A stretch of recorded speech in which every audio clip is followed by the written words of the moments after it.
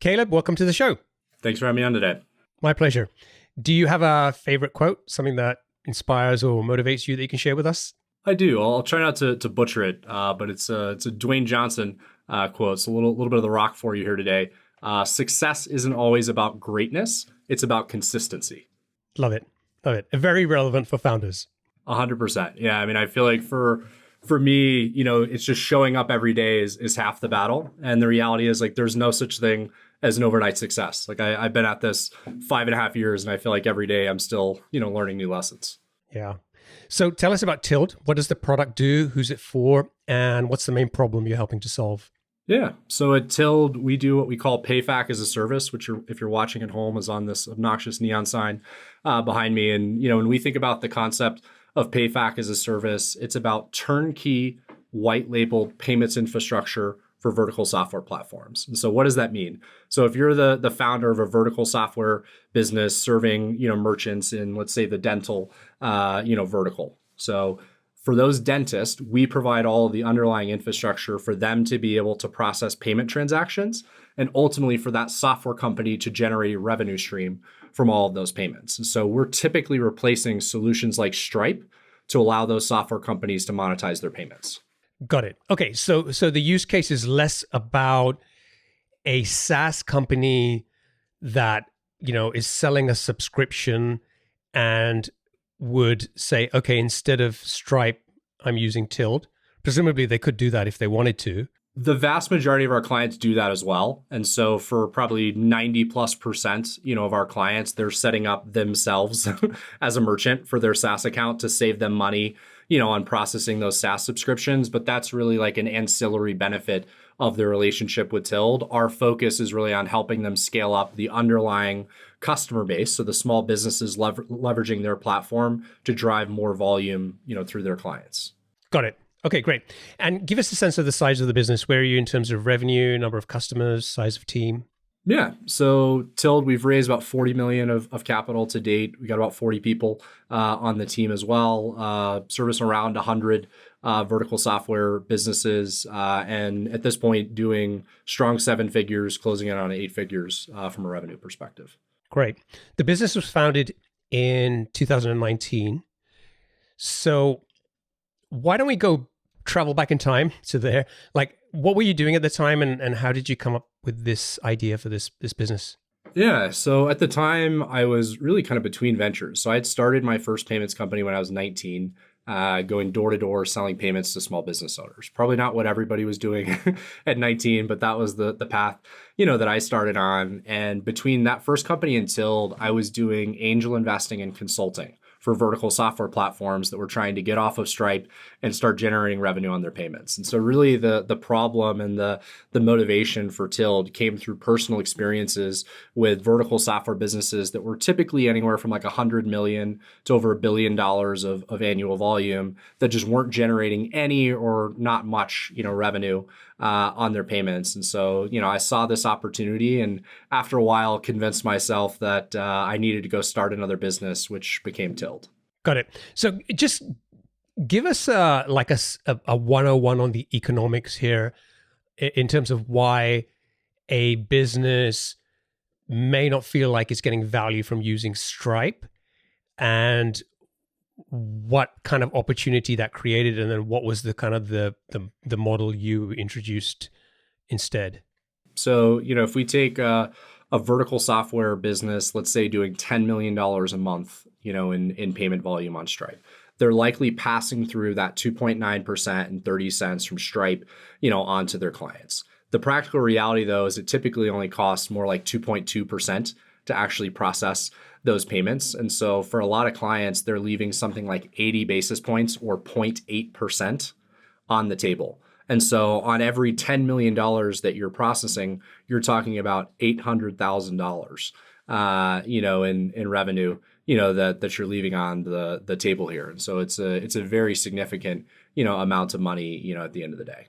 Right. So that was basically what you were hearing when you were working, when you were doing this consulting work, that this was an ongoing issue that kind of sparked the idea here. Yeah, they didn't want to give away, $1 million a year and, excess revenue to Stripe. Okay, let's take a quick breather here.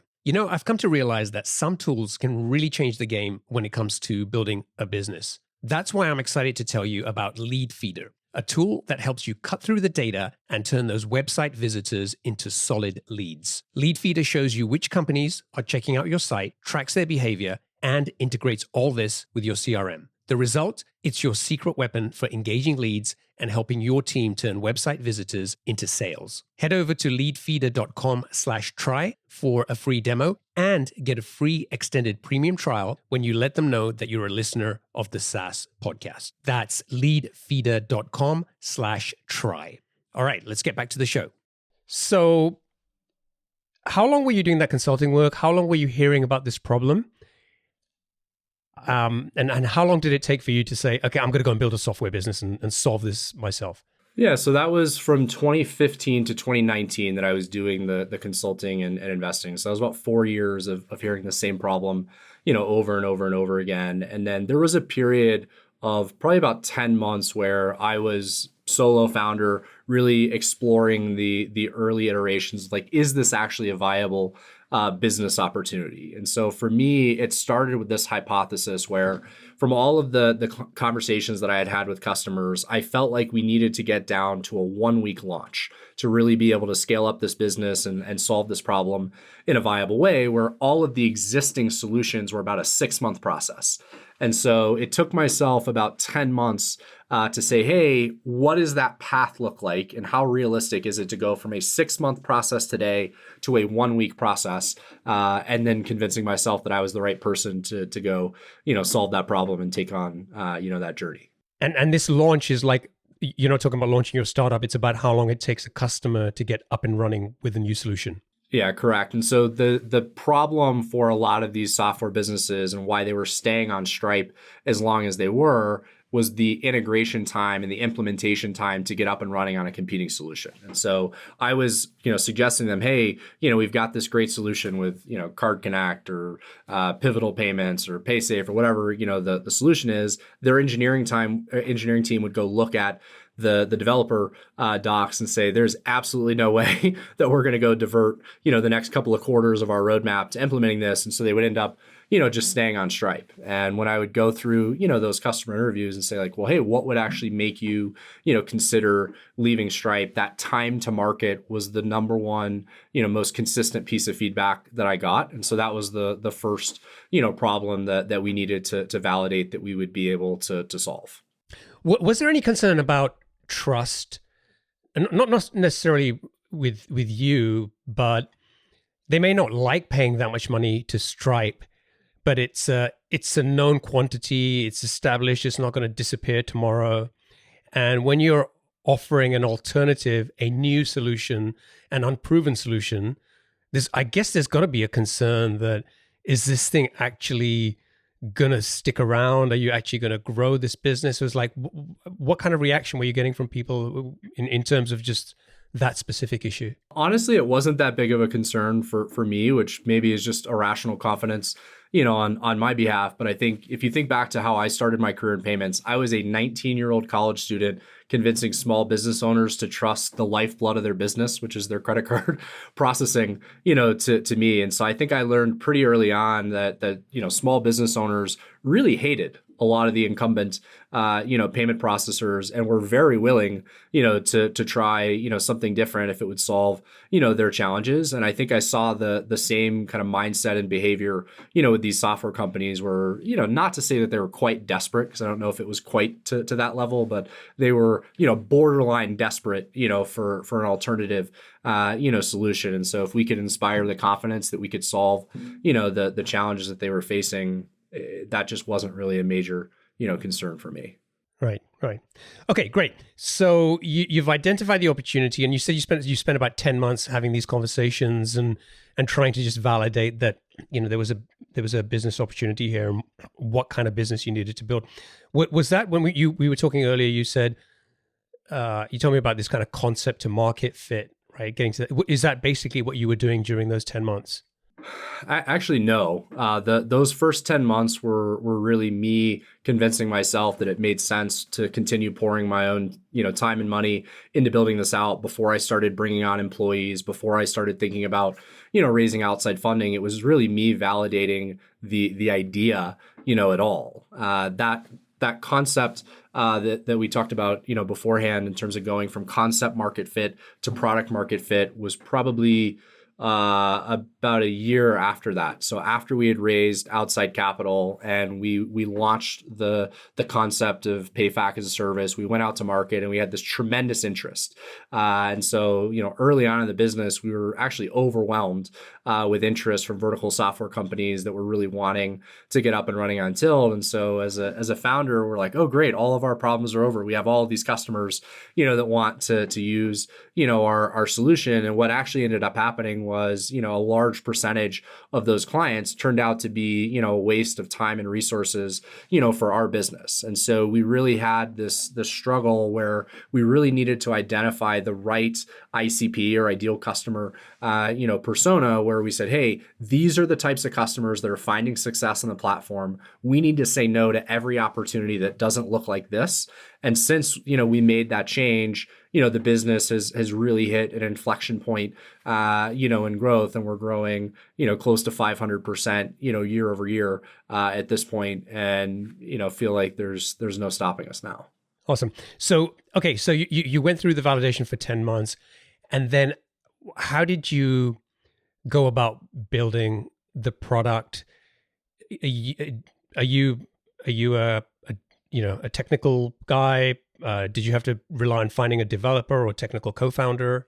Yeah, I'm not a developer or a technical person. I'm on the sales side of the business, and so for me, it was a lot of trust, in bringing on a CTO to help us build out the team. And I still remember the interview with Matt where he told me, I was like, rate yourself as a developer, and he was like D-. He's like, you want me writing code, for the least amount of time possible. He's like, I'll do it. But what I will do is build you a world-class team. And that's really, what we brought him in, to do, was really assemble the team that could build, that first iteration of the product. And, very grateful that he was able to do that. Did you raise money before you started hiring people, or you kind of bootstrapping initially? We were bootstrapping initially, and it was a lot of kind of my own personal money and then some friends and family, capital in the early days. And then we raised a small, like $2 million outside seed round in late 2020.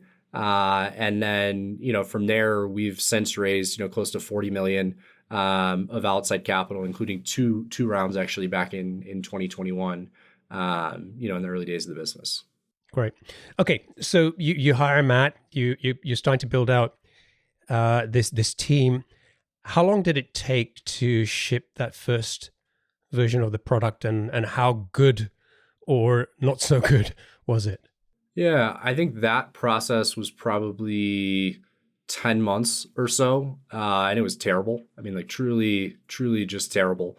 And we've since rebuilt, that entire, platform from the ground up. And so realistically, to get to like a proper, ready to sell solution was probably more like 18 months, from that point in time, when we started building. And so, yeah, it was a very long path, to get to, that sellable solution. I think what we didn't realize was the table stakes functionality required to compete against, giants like Stripe and, Adyen and others is pretty high. It's a pretty high bar, which is probably why not that many people have attempted to build, what we've built, because it actually takes tens of millions of dollars and several years, of time, to build, a sensible solution. And even that first solution, kind of 18 months in, still left a lot to be desired. So give me a couple of examples of what was problematic with that first version of the software. Why do you feel it was terrible?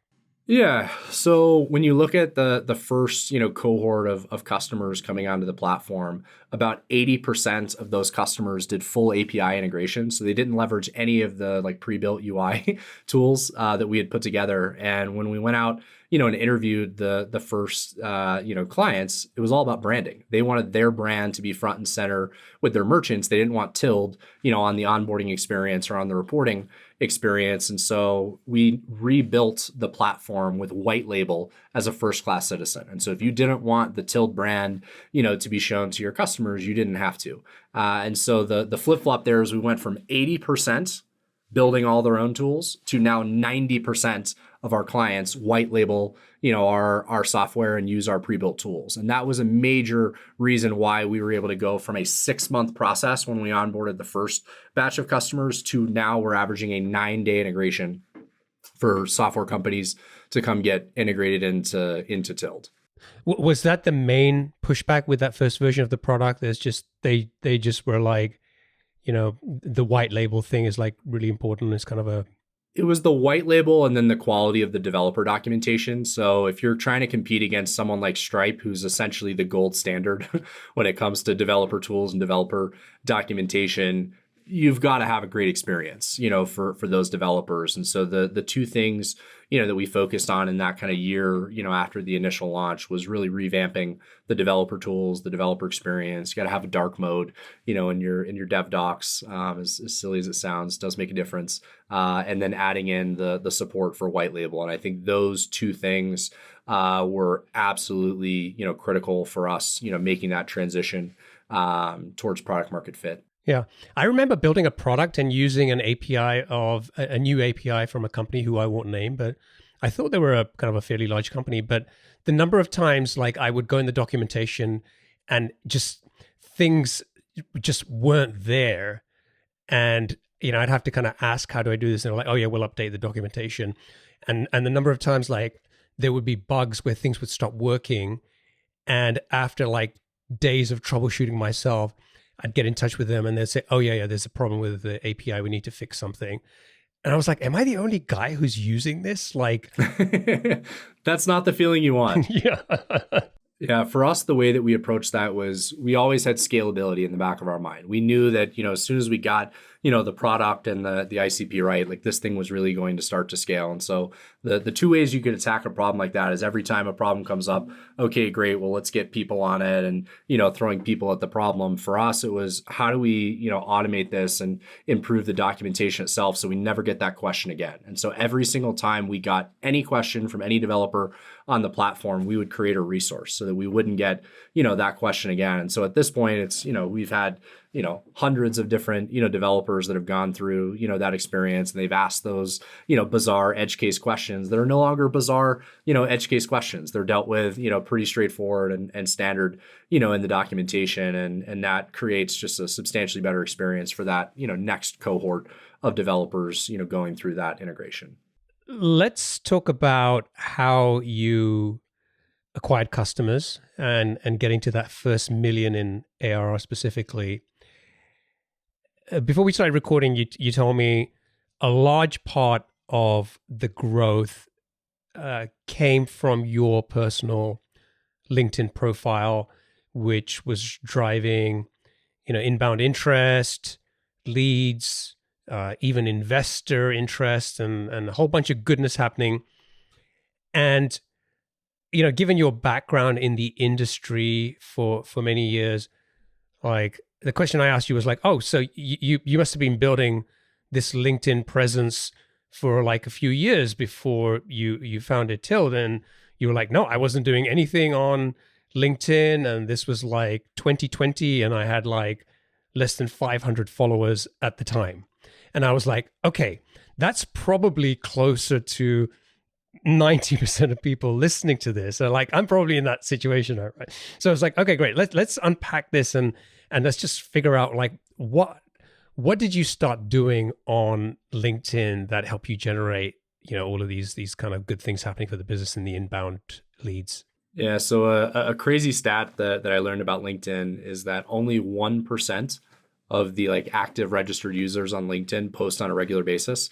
And so you're absolutely right that the majority of people are in that bucket of, well, I don't post, that often. I don't have, that many followers. Maybe they have their most recent company, updated on their LinkedIn. And that's really where, I started. And so for me, this was late 2020. getting through the COVID period, where for us, the original plan for going to market with Tilled was outbound. So we were going to be reaching out, going outbound to customers. We're going to be going to trade shows. I was going to be traveling around, meeting with folks that I knew in my network. And early days of COVID, that was a horrible plan. There were no trade shows. There was no travel. Nobody wanted to meet, in person. And so I'm thinking, well, okay, how do we get, start building up a brand, start building up, interest in the platform. And so for me, it started very small.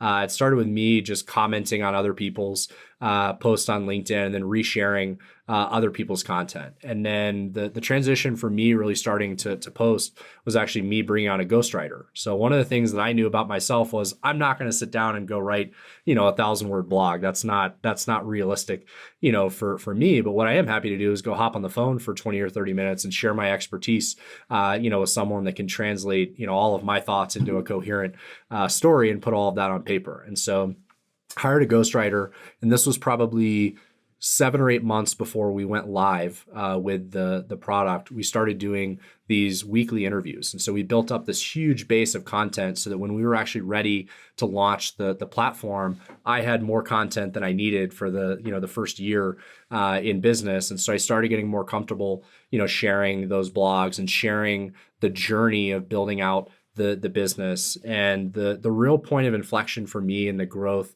of that presence on LinkedIn was when I started to share like my personal journey, the personal struggles, of being an entrepreneur, where no one wants to be sold to all the time. Like if I just post 7 days a week about how awesome Tilled is and the new features and the new functionality, that we built, like there's a limit to the amount of people that really care to see that, day in and day out, in their feed. But when I started sharing like, hey, had a tough day at the office, or, hey, I actually missed, this meeting to go to, my daughter's, music recital, or, whatever it was, like that's what started to resonate, with more folks. And I think built more of a personal connection, with a lot of people that I've since now met in real life, or our customers or our partners or investors, in Tilled, because they got to know not just about Tilled, but about me, Caleb, the founder. How did you find this ghostwriter, and kind of give us a sense of the type of content that was getting created? So if someone's listening to this and saying, "Great, I'd love to go down that path," what can they learn from you? And alternatively, if someone's like, "Man, I don't. It sounds expensive. I don't know if I have a budget to start paying for a ghostwriter. I think I could take a crack at this myself, right?" So what kind of advice would you give them to at least get started small with LinkedIn and start to build a little bit of momentum? So how I found Megan was actually I read an article that I loved. And at the bottom of the article, the guy was like, I can't actually take credit for writing this article. This was written, by this woman, Megan. And so I was like, oh, great. Well, I should reach out, to Megan. And so I just kind of happenstance, liked her writing style and stumbled, upon her. In terms of, the budget for something like this, I mean, I think we were paying like maybe a couple $100, a blog. And so it wasn't a tremendous, investment. Maybe we were spending, $800 a month, or something, like that. And so she would put together the blog and then, 2 or 3 pieces of LinkedIn content, that I could, post out. Certainly, if you want to attempt, doing that yourself, you can. I'll refer back to my Dwayne, The Rock Johnson quote about consistency. If you're not really enjoying it, it's really difficult to be consistent. And the reality is it takes a very long time to build up, a personal brand and an audience on LinkedIn. You're not going to go from, 300 followers to 10,000 followers in a month. That's just not, how that's going to go. It's probably going to take you 2 years, to do that. But once you do it, the amount of value, that you can ascribe to it is unbelievable. I mean, I can point to investors that have found us on LinkedIn, employees that have found us on LinkedIn, partners, customers. I mean, it just helps, drive the business. And one of the things that I always preach to folks, whether they're the founder or an executive or, an employee at the business, that brand that you build up for yourself is a personal asset. That's not a company asset. And so inevitably, whenever, I go to, the next business, beyond Tilled, I will still have, that asset that I will, bring with me. And I think that's something that you just have to look at it, as a long-term investment. It's not a short-term, hey, we're going to, put out this one viral post and all of a sudden the business is going to get to, 10 million ARR. That's not, that's not how, building an audience online works. So you mentioned blog posts. So were you publishing like long form articles on your website? Correct. And then sharing the link on LinkedIn, driving people to our website, which was then getting them to consume other content, read about the business, and then they would come inbound and fill out, the HubSpot form on the website. And it drove, first year was 95% of our lead flow was us, converting folks from reading stuff about us, on LinkedIn, driving them to the website, and then either they're DMing me on LinkedIn or filling out the form on the website. Right. And before that, you mentioned this kind of inflection point when you started writing more about your personal side as well. What drove you to do that? Like, what was happening? Like, did you feel like, yeah, it's kind of getting some attention, but it feels like there could be more happening? And like, why did you decide being personal was the way to go? Yeah, I think for me, it got to a point where I felt like all I was doing was trying to sell, folks about Tild on LinkedIn, and it just didn't feel authentic. That's not who I am. Like a big part of me is my kids, me golfing, the things I do, outside of work, and so I felt like for me it was really just about trying to be authentic and true to myself. And the reality was it was reinforced by the engagement, that I was getting. And to be totally honest, we were getting more leads coming in, once I made, that transition. And I honestly think it's because it made, me more approachable, where people felt like they knew, me as a person. And a lot of times it would be founders reaching out to me just wanting advice. Like, hey, we're going out to raise our seed round. I see that you just, closed your seed round. Would you be willing to connect? And so there were a lot of conversations with folks that became customers, maybe 6, 12, 18 months, later, that started with them just wanting advice on, a pitch deck, or, hey, would you be willing to listen, to the pitch? I've got a big investor meeting tomorrow, and would you be willing to give me notes? And I was happy to do it and just pay it forward, to other founders. How did you make sure that the content was getting seen by your prospective customers? I think the problem that many people have when they're starting out is it's like, okay, I got like a couple of hundred connections or whatever on LinkedIn, and I'm going to post, and probably like 5 of them will see this thing, and they're not my customers. But how do I reach, the people who could be customers, who could find this content useful? Like there's always this kind of gap between, getting to there. So did you have that challenge as well? Absolutely. I think I'll say 3 things on this. Thing one is the reality is in the early days, you are kind of shouting into a black hole. And a lot of those early posts aren't going to get seen by many people. And that's just kind of the practical reality, and you have to be okay with that. But in terms of how to combat it, I think 2 like practical, tactical strategies. Thing one would be finding relevant hashtags that make sense, that people, that are your ICP are following. And those tend to be, much more smaller targeted groups. So if I'm doing, hashtag payments, there might be 8,000 people, that are following that hashtag, but they're prime, ICP, clients for us. And then thing 2 is actually going and proactively connecting with folks that are in that ICP. And so I would spend, 20 minutes at night while I'm, eating popcorn, watching TV, just going and adding like, hey, here's the 10 customers that we would love to have, on the platform. Let me go add the CEO, the head of payments. If they have a finance guy, I'll add them. If they have a revenue guy, I'll add him, and go add a couple of, folks, from the target clients in my network. And what I didn't do was then immediately send them a spam, message to their LinkedIn DM. I just added them as a connection, and then they, casually follow along, on the journey. And if they want to come inbound to me, great. If not, carry on with your day. And hopefully you enjoyed, my post about, my kids or golf or Tild or, whatever it was that day. You mentioned when you started out, you were, going and commenting on other people's posts. Then you started publishing more of your own content and kind of building that. Were you still spending time kind of commenting on other people's posts? You hear a lot of people who are kind of building LinkedIn audiences always say, yeah, you should publish content and all of this stuff, but you should I don't know, sometimes it gets ridiculous. Like some people say, I leave 100 comments every day or something like that, which again, doesn't sound particularly authentic, but I guess the reasoning behind doing something like that makes sense. If maybe there's a different way to do it, but were you still doing that sort of stuff?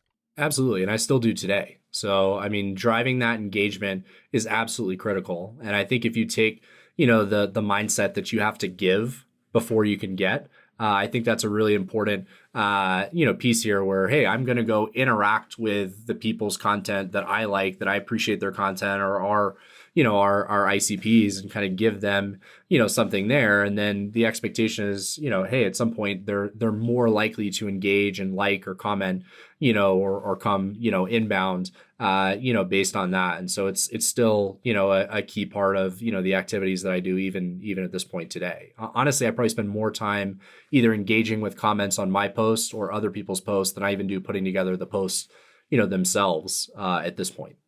Okay, great. I think what you told me earlier was that just what we just talked about with LinkedIn was basically the main growth channel for you and got you close to the first million in ARR, not completely all the way there, by focusing on this one thing and being consistent with it. The other, the growth channel was actually finding channel partners, right? Tell us about that. Like, if somebody's not familiar with that, like what are we talking about here? Yeah, so for us, effectively, these are resellers, and so these are primarily what are considered ISOs, so independent sales organizations, like my first business, or payments consultants. So people from the traditional payments ecosystem that are going out and targeting the same vertical software companies that would be direct, customers at Tild, but we're looking for a better solution. And for me, it was always something that I generally, felt like would be successful, because in all reality, if something like Tild existed that I could have resold 6 years ago, I would not have started Tild. And so I would have been, the first customer, reselling, something like this if it had existed. And so I knew there were other folks, like myself, that were out there. But the real eye-opening experience for me was going on a podcast. So I went on James Shepard's podcast, just to give him a little shout out. And we had 36 resellers come inbound to us within the first 24 hours of that podcast airing. And I had absolutely no idea that the reaction would be, as strong as it was, from that, ISO agent, payments community. But as much as the vertical software companies were seeking a better solution, you better believe, these ISOs were looking, for a better solution to resell. And so we had just immediate interest, from those, folks. And some of those guys that reached out, that first day are still, great partners, for us, bringing us deals, even to this day, several years later. So what's the kind of the business model there? Is it kind of like an affiliate type of relationship? Are they getting a commission on the kind of the business they bring you? Yep, they're getting an override, so they're getting a share of the net revenue. So every time they bring us a software partner, they're going to get a percentage of the SaaS revenue plus a percentage of the take rate, like processing revenue on that business. And a lot of those partners are really helpful scaling up those clients. And so they may be assisting with sales or support or providing consultation. And so they're providing value to those partners. But yeah, they're getting paid on every transaction that goes through the partners that they bring to Tild. Was this something you discovered accidentally after the podcast, or did you go on the podcast to try and reach these type of people? I would say it was more of a surprise at the level of interest, but we went on the podcast thinking like, hey, we're ready to start testing into this channel. And like, hey, is this a good way to go about getting in front, of these people? And I think the obvious answer is yes, it was a phenomenal way, to get in front of that target audience. So it was a bit of luck, but we were moving in that direction. Great. So I think this is a really interesting channel to explore for a lot of people. Forgive the pun, but like the idea of being able to, rather than go directly to find, 100 customers, to be able to find somebody who's already selling something to those 100 customers, whether it's consulting or something else, and getting them to be basically, your salesperson, your partner, your reseller, whatever. If somebody's thinking about doing something like that, help us understand like the mindset of the reseller, right? Like what do they need to be hearing from the founder to make this type of relationship interesting? Obviously, like the financials of getting some revenue and whatever is kind of an important part. But I'm guessing there's a lot more to it than just being able to make money from this type of relationship. I would say, at least in our case, and I think this is the case for a lot of these types of relationships, the two main drivers are either revenue, making money, or the customer experience. And the holy grail is if you can provide both. If you can credibly go to them and say, hey, whatever you're selling today, adding a solution like Tilt or a solution like you're selling will make you more money and improve the experience for your customers. At the end of the day, like that's kind of what they need, to hear. And in our case, the like closer was that for a lot of these ISOs, they were already trying to sell to the customers that we were serving, but their close rates were abysmal because they were selling terrible technology. And so we were able to go to them and credibly say, hey, we close 60% of qualified software companies that get on a first call with us, sign up with Tilt. And for these ISOs, they're like, yeah, my close rate's probably like 5%. Of course, I'm going to go with the guy, closing 60%, of these deals. Maybe we're going to make a little bit less money on each individual, opportunity, but, you're going to close infinitely more, of these partnerships than I am, on my own. And so we were creating more revenue for them. It was a better experience. And then ultimately, we were closing more leads, for them. And that was enough for us to really take a pretty dominant position in that channel. And still to this day, we're one of the few companies in our segment of the market leveraging this channel, which blows my mind every day that more people aren't doing this. Okay, great. So being able to pitch them on the revenue, improve customer experience, and demonstrating the high close rate, that gets them to say, hell yeah, I'm going to do this thing with you. What did you have to give them to ensure they were successful? Like training, resources, like what generally needs to happen in your experience to put these people in a position where they're going to be successful? Yeah, I think the more that you can invest in the right channel partners, and I think that's an important distinction, but the more that you can invest in the right, channel partners, the more that you're going to get out of that channel. And so we actually put together a full like video training series. So if you were, an agent or an ISO that was trying to go sign up a software company for the first time, we've got 5 hours of content that you can go watch to learn about the segment in general, the macro trends, what an ISV is looking for, in evaluating a partner, who is Tilt, how does the pricing work? And so it really outlined, this whole experience for them. The other thing is kind of meet them where they are. And so for some of the more sophisticated partners that we had, great, here's the contract, let us know when the opportunities are closed and we'll get them implemented. And for other partners where you can tell that they have no experience in this space, why don't you invite us to that first call with the prospect? And so we would kind of bring them along on the journey. And so, hey, we'll ride shotgun on the first 2 or 3 opportunities until you're comfortable, doing this pitch, yourself. And then now, hey, you're off to the races, selling. And so I think making sure they've got, the proper collateral and training available, and then meeting them, where they are just realistically in their knowledge base, I think are 2 critical components. One other thing I want to just dive into a little bit before we wrap up is you told me earlier that getting to concept market fit was very fast for you, but getting to product market fit was much tougher and more of a painful journey. And part of that was because you had a lot of interest and you said, there was just like a lot of time wasted on the wrong types of customers. And I think any founder who is in that place where they're trying to get to the first million in ARR has probably experienced that, where they're just like getting different types of customers. They're not really sure who their ICP is. How did you figure out your ICP?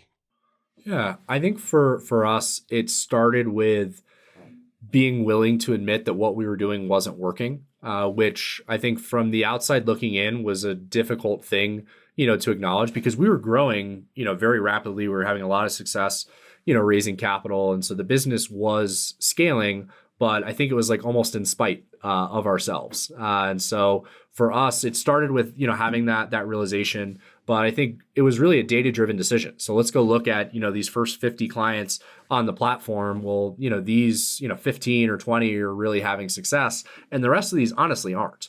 And for us, it was really getting granular, looking at the data and looking at the unit economics and saying, hey, if we actually fired these 20 customers, we would actually have the bandwidth and the resources to focus on, these other 20 that are really scaling and really having success in the business. And I think it was a pretty scary moment, for our team. But I had just absolute conviction and confidence that we had to make this decision if we wanted to, reach the level of scale that I knew the business, was capable of. And so it was just having the kind of fortitude to make that bet the business decision to say, hey, if we narrow in, our focus and find more of the customers that look like the guys that are having success on the platform, I think we'll grow faster. And, we've grown close to 500% year over year. And so that decision was the driver that unlocked that higher level of, growth and scale in the business. Yeah. No, I think that you're right. It's a really tough thing to do, especially when, any revenue is very welcome, and to turn it away is really hard. It feels very strange as a founder, especially like early days, like, hey, we're, 1-2 million in revenue. Like, are we really saying no, to customers, that want to do business with us? And I think it was a lot of, internal dialogue and a lot of struggle to get to that point. But as soon as, we made that decision, you got to just commit, and see it through. And that's what we did. And we came out the other side, feeling like we made the right call. So when you made that decision, you pulled the trigger. How kind of, what was that transition like? Did you feel like fairly quickly you started to see the traction, or was this kind of weird period where you were like, did we make the wrong decision here? So for us, it was about a 90-day process to go through this, like, hey, let's define who these customers are. Here's the customers we're going to fire. How are we actually going to implement, this strategy shift? And for us, there was probably about 60 days where there was a lot of like, the data doesn't look great. Because effectively we fired, not half, but a good chunk, of our customers. And so there was absolutely, this dip. And I think what I started to realize was, looking at some of our pipeline data, we were seeing this massive increase in the revenue potential of like each new customer that was coming in to the pipeline. So we were successfully targeting those higher quality, larger, customers in the business. And then it was probably like 90 days or so after that shift that we had this first month of like 25% month over month growth. And we're like, okay, like this is looking pretty good. And then we did it again, and then we did it again, and then we did it again. And it's like, okay, the data is starting to reinforce that in fact, was the right decision for the business. But there was absolutely this like 60 to 90 day, limbo period where you're definitely asking yourselves, questions, and, the team's looking around like, hey, is this strategy, working? And, we had the fortitude to kind of see that through. Love it. Okay. We should wrap up. So let's get on to the lightning round. I'm going to ask you 7 quickfire questions. You ready? Let's do it. Okay. What's one of the best pieces of business advice you've received? Culture eats strategy for breakfast. What book would you recommend to our audience, and why? Peter Thiel, 0 to 1. And if you've read that book, I think that's a pretty self-explanatory answer. I love that book. What's one attribute or characteristic in your mind of a successful founder? Perseverance. There's always headwinds, and you got to find a way to persevere through. What's your favorite personal productivity tool or habit? Listening to music. If I don't have AirPods in, Spotify on in the background, I basically can't get anything done. What's a new or crazy business idea you'd love to pursue if you had the time? I've really been getting into the idea of what AI can do for payments. And so I feel like in the underwriting space, there's a lot that could be done with some AI tools. What's an interesting or fun fact about you that most people don't know? I think most people don't realize that I actually love to play pool. So I have like a billiards table in my living room. And every night I hold my 1-year-old and we play pool. Love it. And finally, what's one of your most important passions outside of your work? Golf. Absolutely love golf. Cool. Thank you so much for joining me, Caleb. It's been a pleasure, a great chat. It was great to unpack the story, but also I think you shared a ton of really useful lessons that I think for founders who are on their journey will walk away from with some inspiration, some insight, some ideas of things that they can go and try. And that's always a successful outcome if we achieve that. If people want to go and check out Tilt, they can go to Tilled, which is TILLED.com. And if folks want to get in touch with you, what's the best way for them to do that? I mean, I'm going to have to direct them to LinkedIn. We can't do a podcast on LinkedIn and me say Twitter or something like that. So find me on LinkedIn. Would love to connect. Great. All right. Thanks so much, man. I appreciate it. And I wish you and the team the best of success. Awesome. Thanks for having me on the show today. Appreciate it. My pleasure. Cheers.